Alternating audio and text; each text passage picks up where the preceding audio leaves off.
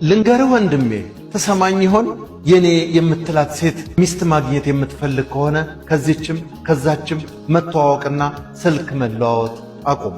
የምታገኛቸው ሴቶች ሁሉ ሚስት አይሆኑህም። አንተ ለምታገኛቸው ሴቶች ሁሉ ባል መሆን አትችልም። ፍቅር ለገበያ አይቀርብም። ላንተም ያላት መቼም ከግርግር መሃል ማግኘት አትችልም። ምክንያቱም 10 ያባረረ አንድ አይዝም። በቃ ዳሮነ ጠብቃት። ላንተ ያላት ብትዘገይ እንጂ ፈጽሞ አትቀርም።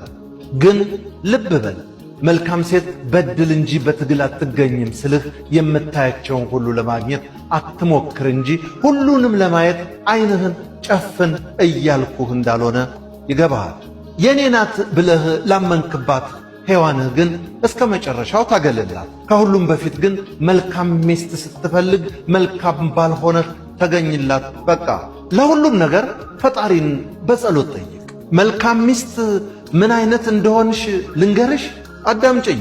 አፏን ለጥበብ እንጂ ለወሬ የማትከፍት የቤተሰቧን አካሄድ በመልካም እምትመለከት የሐሴትን እንጀራ እምትበላ እግዚአብሔርን እምትፈራ ሰዎች ስለ በጎ ሥራዋ የሚያመሰግኗት ለባሏ እምትገዛ ለጌታ ቃልም የምትገዛ በባሏ እምትወደድ የምትሠራው ሥራ ሁሉ የሚከናወንላት ፍሬያማ ሴት ባሏ ራስ መሆኑን አምና ተቀብላ እሷ ደግሞ ለራሱ ውበት የሆነውን ዘውድ ሆና ለባሏ ድምቀት የምትሰጥ ቤቷን ጥበብ የምትሠራ እንጂ እማታፈርስ ሁላችንም ጥበብን ማስተዋልን ልዑል እግዚአብሔር ይስጠን።